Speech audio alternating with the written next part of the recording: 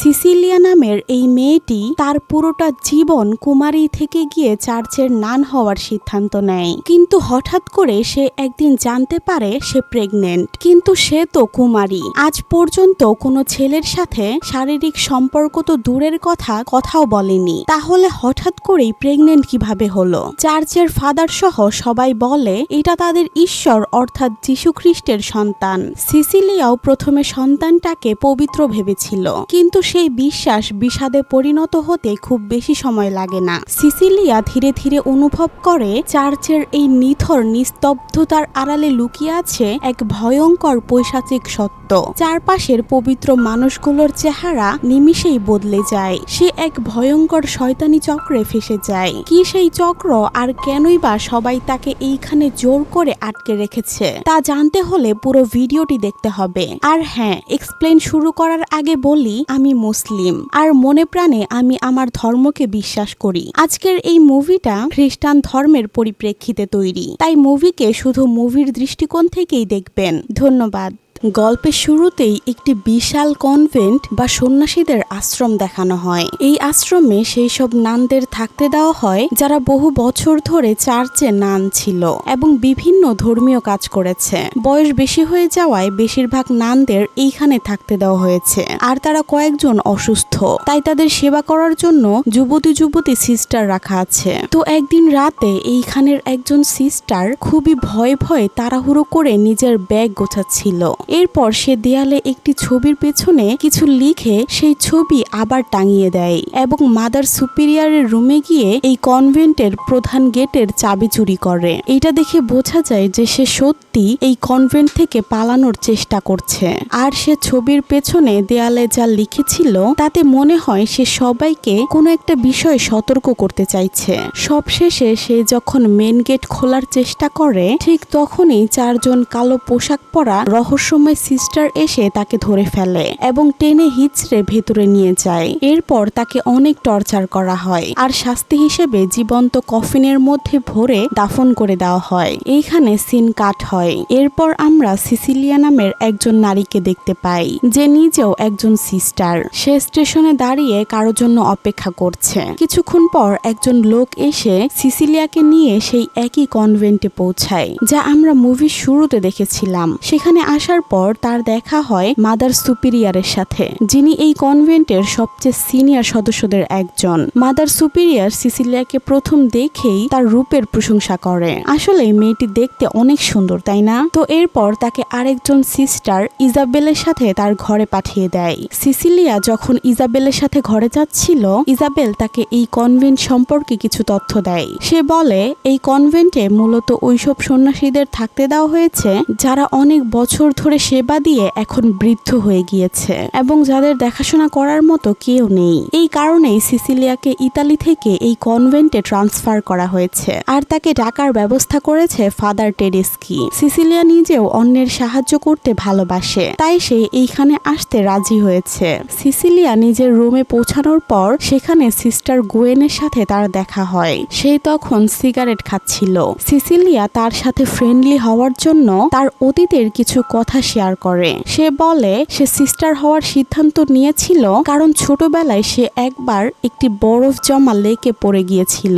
সে সাঁতার জানতো না, তাই ডুবতে শুরু করে এবং যখন তাকে উদ্ধার করা হয় তখন ডাক্তাররা তাকে মৃত ঘোষণা করেন। কিন্তু অলৌকিকভাবে 7 মিনিট পর সে আবার বেঁচে ওঠে। তখন থেকেই সিসিলিয়ার মনে হয় ঈশ্বর তাকে কোনো এক বিশেষ কাজের জন্য সেদিন বাঁচিয়েছিলেন এবং সেই বিশ্বাস থেকেই সে নিজেকে ঈশ্বরের কাছে সঁপে দেয় এবং ধর্মীয় পথ চলা শুরু করে। কথা বলা শেষে সিসিলিয়াকে শপথ নেওয়ার জন্য ডাকা হয়। সেইখানেই ফাদার টেডেস্কি সহ সবাই তার শপথ সম্পন্ন করান। সিসিলিয়া প্রতিজ্ঞা করে যে সে তার পুরো জীবন যীশু খ্রিস্টের নামে উৎসর্গ করেছে এবং আজীবন কোনো পুরুষের সাথে কোনো রকম শারীরিক সম্পর্কে জড়াবে না। শপথ শেষে সে ফাদারের সাথে কথা বলে, যেখানে ফাদার তাকে নিজের যত্ন নিতে বলে এবং সিসিলিয়া যখন বাথরুমে যায় তখন সে কারো কান্নার আওয়াজ পায়। সেই আওয়াজ অনুসরণ করে সে যখন চার্চের ভেতরে পৌঁছায়, দেখে একজন সিস্টার মাটিতে উপর হয়ে চিৎকার করে কাঁদছেন। সিসিলিয়া তাকে শান্ত করার চেষ্টা করে,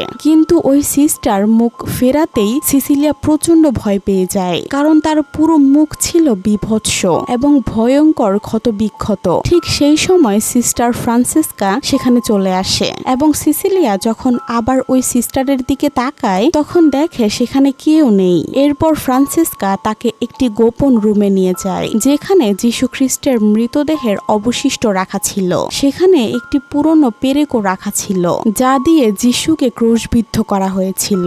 ফ্রান্সিসকা সিসিলিয়াকে বলে সেও যেন ওই পেরেকের সাহায্যে নিজের শরীরে যীশুর মতো ক্ষত তৈরি করে আর তার গডের প্রতি ভক্তির প্রমাণ দেয়। এই কথা শুনে সে ভয়ে অজ্ঞান হয়ে যায়। চোখ খুলে দেখে সে একটি কারাগারে বন্দী। তাকে এক লোক পাহারা দিচ্ছে। সে লোকটিকে বলে তাকে ছেড়ে দিতে, কিন্তু লোকটি তার কোনো কথাই শোনে না। হঠাৎ পেছন থেকে 4টি হাত তাকে চেপে ধরে অদ্ভুত এক জায়গায় নিয়ে যায়, যেখানে কতগুলো মানুষ তার পোশাক টেনে ছিঁড়ে ফেলে এবং অনেকগুলো সিস্টার মিলে তাকে মারার চেষ্টা করে। এই ভয়ঙ্কর পরিস্থিতিতে তার ঘুম ভাঙে, অর্থাৎ সে এতক্ষণ দুঃস্বপ্ন দেখছিল। এই ভয়ানক দুঃস্বপ্ন দেখে সে প্রচন্ড ভয় পেয়ে যায়। চারপাশটা ভালো করে খেয়াল করলে দেখে ঘরের কোণে কেউ দাঁড়িয়ে আছে। দেখে ভয় যেন বুকটা কেঁপে ওঠে, কিন্তু লাইট জ্বালানোর সাথে সাথে সেটা উধাও হয়ে যায়। পরের দিন সকালে চার্চে একটি মিটিং চলাকালীন মাদার সুপিরিয়র সবাইকে সবার কাজ বুঝিয়ে দিচ্ছিল। বেসিক্যালি সে বলে সবাই সবার কাজ ঠিকভাবে করবে। ধর্মীয় কাজ ব্যতীত কোনো ছেলের সাথে দেখা করা বা কোনো সম্পর্কে জড়ানো নিষেধ। এই কথা শুনে সিসিলিয়া কিছুটা হেসে ফেলে। এই বিষয়টি মাদার সুপিরিয়রের একদমই পছন্দ হয় না। তিনি সিসিলিয়ার উপর বেশ বিরক্ত হন। এরপর সিসিলিয়াকে তার কাজে পাঠিয়ে দেওয়া হয়। প্রথমে সে কাপড় ধয় এবং এরপর তাকে রান্নার জন্য একটি মুরগি জবাই করে কাটতে বলা হয়, কিন্তু সিসিলিয়া সেটা করতে পারে না। কিন্তু মুভিতে এক পর্যায়ে গিয়ে সিসিলিয়া এমন কাজ করে যেটা দেখে আপনারা হতভম্ব হয়ে যাবেন। তো এরপর যখন সে কাপড় শুকাতে দিচ্ছিল তখন সে লক্ষ্য করে একজন সিস্টার তার দিকে অদ্ভুতভাবে তাকিয়ে আছে। রাতে সিসিলিয়া যখন নিজের রুমে ঘুমায়, হঠাৎ এক বৃদ্ধা সিস্টার তার রুমে ঢুকে। এরপর কাছে দিয়ে সিসিলিয়ার এক গুচ্ছ চুল কেটে ফেলে। সিসিলিয়া বিষয়টা কিছুটা টের পায় আর প্রচন্ড ভয় পেয়ে চিৎকার করে ওঠে। তবে পরে সিসিলিয়ার মনে হয় যে এই বৃদ্ধা হয়তো ঘুমের ঘোরে হেঁটে চলে এসেছে, তাই সে উঠে ওই বৃদ্ধা সিস্টারকে তার বিছানায় পৌঁছে দিতে যায়। সেখানে যাওয়ার পর সিসিলিয়া ওই বৃদ্ধার পায়ে একটি পোড়া ক্ষত দেখতে পায়, যা দেখতে হুবহু ক্রস চিহ্নের মতো ছিল। আগুনে পুড়ে এমন নিখুঁত ক্রসের চিহ্ন হওয়াটা সিসিলিয়ার কাছে বেশ রহস্যময় ও অদ্ভুত মনে হয়। পরের দিন সিসিলিয়া যখন গোসল সেরে বের হয় তখন সিস্টার ফারিদের সাথে তার দেখা হয়। ফারিদ তাকে ফ্রেন্ডলি ভাবে জানায় যে সে জীবনে একজন মানুষের কাছে ধোঁকা খেয়েছিল, তাই সে শান্তি খুঁজতে নান হওয়ার সিদ্ধান্ত নেয়, যেন আর জীবনে কারোর সাথে সম্পর্কে না জড়াতে হয়। সিসিলিয়াও তাকে নিজের জীবনের গল্প বলতে শুরু করে, কিন্তু হুট করেই সিসিলিয়ার প্রচন্ড বমি হতে থাকে। এরপর যখন ডাক্তার তাকে পরীক্ষা করে তখন এক অবিশ্বাস্য ও চমকে ওঠার মতো তথ্য সামনে আসে। ডাক্তার জানান যে সিসিলিয়া গর্ভবতী। এই খবর শুনে সিসিলিয়া নিজে সবচেয়ে বেশি ধাক্কা খায়। এটা তো অসম্ভব, কারণ সে আজ পর্যন্ত কোনো পুরুষের সাথে শারীরিক সম্পর্কে জড়ায়নি, অর্থাৎ সে ভার্জিন বা কুমারী ছিল। ফাদার টেডেস্কি তাকে এ নিয়ে প্রশ্ন করেন, কিন্তু সিসিলিয়া তার কথায় অটল থাকে। চার্চের সবাই জানতে পারে যে সিসিলিয়া কুমারী হওয়া সত্ত্বেও গর্ভবতী। তখন তারা ধরে নেয় এটি একটি অলৌকিক ঘটনা। সবাই বিশ্বাস করতে শুরু করে যে সিসিলিয়া হলো দ্বিতীয় ভার্জিন ম্যারি এবং তার গর্ভে স্বয়ং যীশু খ্রিস্ট অর্থাৎ খ্রিস্টান ধর্মের গড দ্বিতীয়বার জন্ম নিতে চলেছে পৃথিবীতে শান্তি প্রতিষ্ঠার জন্য। এরপর থেকে তারা সিসিলিয়াকে বিশেষ সম্মান দিতে শুরু করে। তাকে কোনো কাজ করতে দেওয়া হয় না। তবে সিস্টার ইজাবেল এই বিষয়টি একদমই মেনে নিতে পারছিল না। তো এর পরের বার যখন সিসিলিয়া বমি করে তার একটি দাঁত ভেঙে বেরিয়ে আসে, যে ব্যাপারটা মোটেও স্বাভাবিক ছিল না। আর তাছাড়া এই প্রেগন্যান্সিটাও অনেক রহস্যজনক। সে গোসলখানায় গোসল করছিল, তখন ইজাবেল সেখানে পৌঁছে যায় এবং সিসিলিয়াকে পানির নিচে ডুবিয়ে মেরে ফেলার চেষ্টা করে। ইজাবেলের দাবি ছিল সিসিলিয়ার জায়গায় তার গর্ভে ওই সন্তান আসা উচিত ছিল। সিসিলিয়ার চিৎকার শুনে অন্য সিস্টাররা এসে সিসিলিয়াকে বাঁচায় আর ইজাবেলকে সরিয়ে নিয়ে যায়। হয়তো হয়তো তাকে এই অপরাধের শাস্তি দেওয়া হবে। কিন্তু ইজাবেলের এই কথাটা বেশ অদ্ভুত যে সিসিলিয়ার জায়গায় ইজাবেলের থাকার কথা ছিল। তো এরপর তার চেকআপের জন্য ডক্টরকে আনা হয়, কারণ তাকে মারার চেষ্টা করায় সে খুব ভয় পেয়ে গিয়েছিল। তো ডক্টর চেকআপ করে বলে সব ঠিক আছে, কোনো সমস্যা নেই, তবে সিসিলিয়া আজকের ব্যাপারটাই খুব ভয় পেয়েছে, তাই তাকে হাসপাতালে শিফট করলেই ভালো হবে। সিসিলিয়া এটা শুনে প্রচন্ড ভয় পেয়ে ফাদার টেডেস্কিকে অনুরোধ করে যেন তাকে কোনো হাসপাতালে শিফট করা হয়, কিন্তু ফাদার সাফ মানা করে দেয় এবং বলে যে এই কনভেন্টের ভেতরেই তার সবচেয়ে ভালো যত্ন নেওয়া হবে, অন্য কোথাও তাকে এতটা খেয়াল রাখা হবে না। এটা শুনে সিসিলিয়া কিছুটা শান্ত হয় এবং ফাদারের উপর ভরসা করে। পরদিন সকালে সিসিলিয়া এদিক ওদিক হাঁটাহাঁটি করছিল। হঠাৎ সেই সময় কারো চিৎকার শুনতে পায়। সে দৌড়ে বাইরে গিয়ে দেখে সিস্টার ইজাবেল ছাদ থেকে লাফ দিয়ে আত্মহত্যা করেছে। তার পুরো শরীর আর মুখ বিভৎসভাবে থেতলে গিয়েছে। তার মৃতদেহ ও বিভৎস চেহারা দেখে সিসিলিয়া শিউরে ওঠে এবং কান্নায় ভেঙে পড়ে। এই সময় আরেকজন সিস্টার গুয়েন এই সব আর সহ্য করতে না পেরে কিছুটা উঁচু স্থানে গিয়ে চিৎকার করে সবাইকে বোঝানোর চেষ্টা করে যে তাদের সবার এখান থেকে পালানো উচিত, কারণ ইজাবেলের সাথে আজ যা হয়েছে কাল সবার সাথে তাই হবে। কেউ জানে না সিসিলিয়া কিভাবে প্রেগনেন্ট হলো, এরা সবাই মিথ্যাবাদী, কোনো ষড়যন্ত্র চলছে এখানে।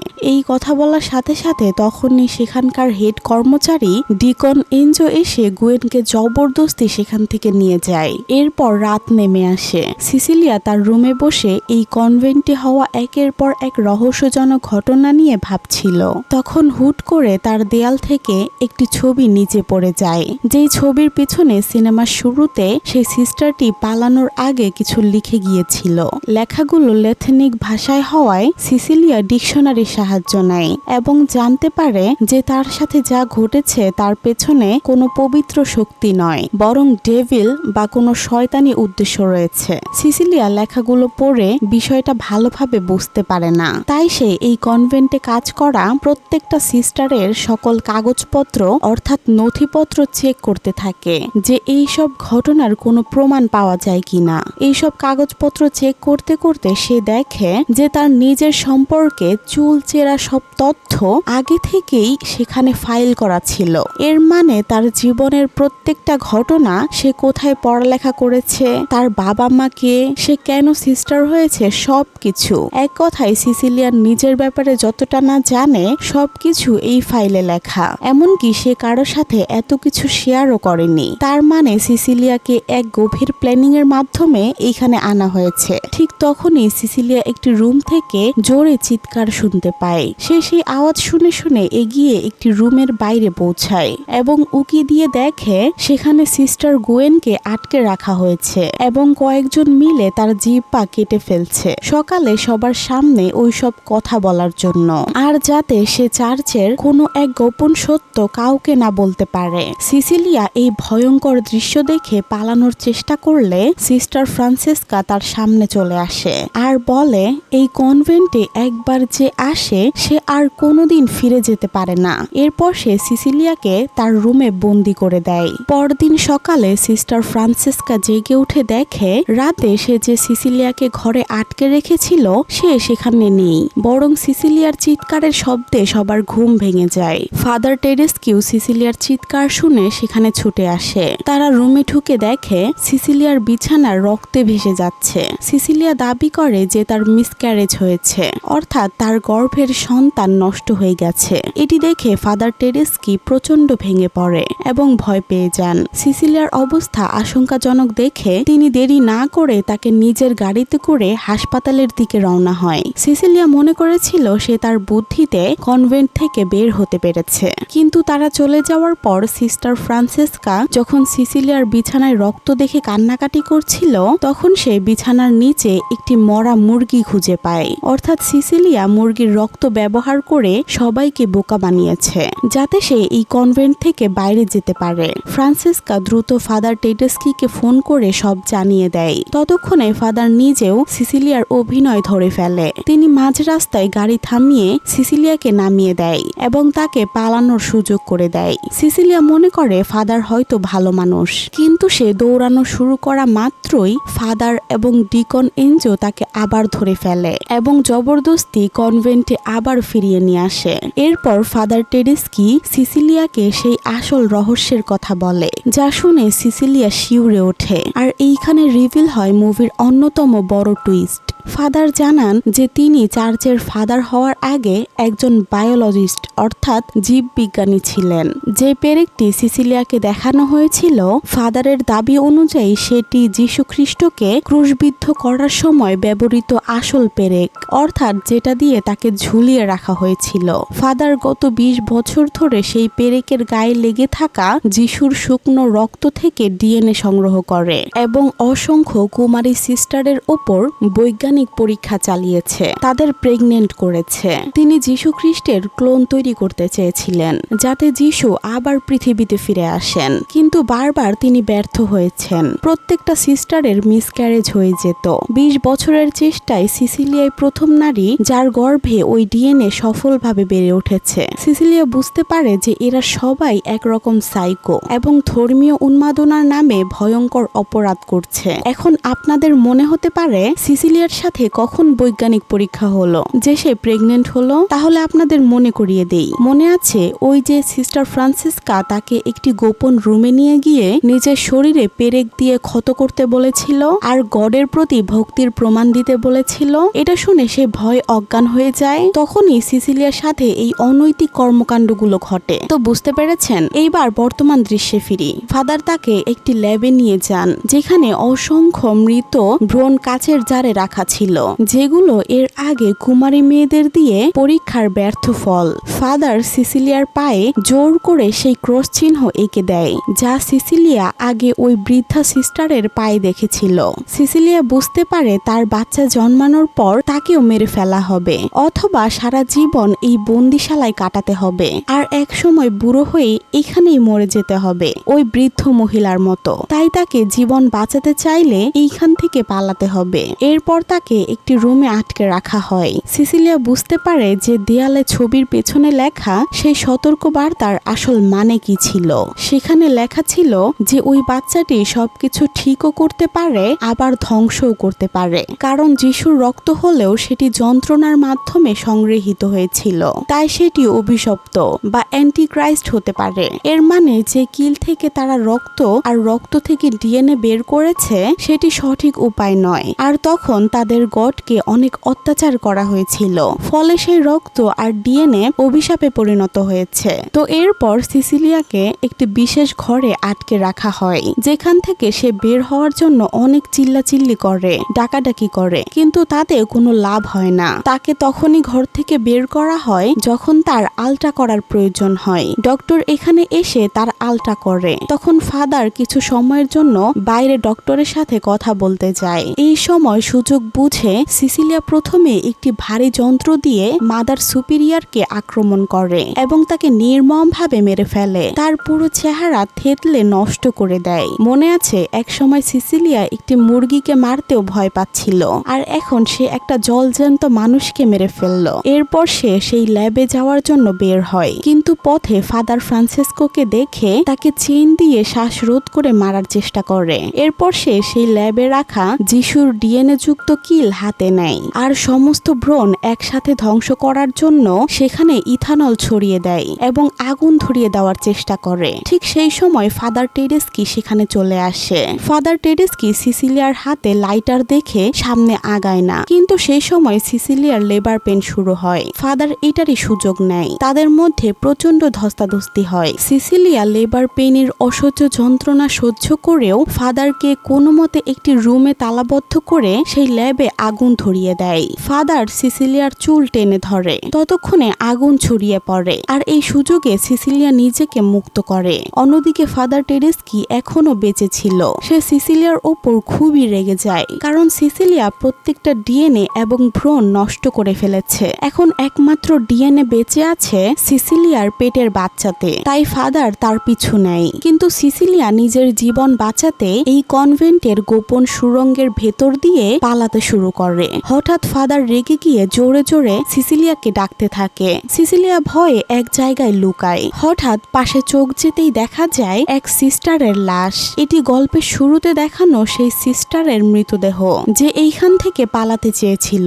ঠিক সেই মুহূর্তে ফাদার টেডেস্কি আবার সেখানে হাজির হয়। তাকে দেখে সিসিলিয়া সেই গোপন সুড়ঙ্গের ভেতর দিয়ে পালিয়ে যেতে থাকে। আর একটু সামনে গেলে বের হওয়ার রাস্তা। ফাদারের শরীর আগুনে ঝলসে গিয়েছিল, কিন্তু তিনি সিসিলিয়াকে ছাড়তে রাজি ছিলেন না। ফাদার তাকে জোর করে ধরে পেট কেটে বাচ্চাটা বের করতে চায়, কারণ অলরেডি সিসিলিয়ার লেবার পেন শুরু হয়েছিল। কিন্তু শেষ মুহূর্তে সিসিলিয়া খুবই চালাকির সাথে সেই পবিত্র পেরেক দিয়ে ফাদার টেডেস্কির গলায় আঘাত করে। ফলে ফাদার টেডেস্কি সেখানেই মারা যায়। একদম শেষ দৃশ্যে সিসিলিয়া কনভেন্টের বাইরে খোলা মাঠে বেরিয়ে আসে। প্রচন্ড ব্যথায় চিৎকার করতে করতে সে এক বিভৎস দেখতে বাচ্চার জন্ম দেয়। বাচ্চাটিকে সরাসরি ক্যামেরায় দেখানো হয় না, কিন্তু তার অদ্ভুত ও ভয়ঙ্কর আওয়াজ শুনে বোঝা যায় যে সেটি কোনো স্বাভাবিক শিশু নয়, বরং এটি সেই শয়তানের বাচ্চা বা ডেভিল। সিসিলিয়া বুঝতে পারে এই অশুভ শক্তিকে পৃথিবীতে রাখা যাবে না। সে খোঁড়াতে খোঁড়াতে পাশে পড়ে থাকা একটি বিশাল পাথর তুলে নেয় এবং প্রচন্ড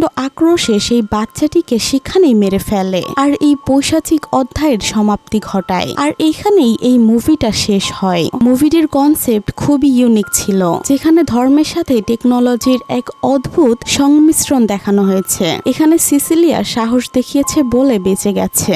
এমন অনেক মুভি এক্সপ্লেন করেছি বা কালো জাদু সম্পর্কে জেনেছি, যেখানে মানুষ শয়তানি হারাম শক্তির মাধ্যমে নিজের প্রিয় মৃত মানুষকে ফিরিয়ে আনতে রিচুয়াল করে। এমনকি মানুষ মানুষের ক্ষতি করার জন্যও কালো জাদু করে। আমি এইরকম আরেকটা মুভি এক্সপ্লেন করেছিলাম, যেটা আমার চ্যানেলের সবচেয়ে ভাইরাল ভিডিও, সবচেয়ে বেশি ভিউ পাওয়া ভিডিও, যেখানে একটা শয়তানি কাল্ট কুমারী মেয়েদেরকে প্রেগনেন্ট করে তাদের বাচ্চার মাধ্যমে অধিক শক্তিশালী হতে চাইলে চ্যানেলে ঢুকে দেখে আসতে পারেন। তো এই ছিল আজকের ভিডিও। কথা হবে নতুন কোনো ভিডিওতে। আর যদি এরকম মুভি এক্সপ্লেন দেখতে ভালো লাগে তাহলে চ্যানেলটি সাবস্ক্রাইব করতে ভুলবেন না কিন্তু।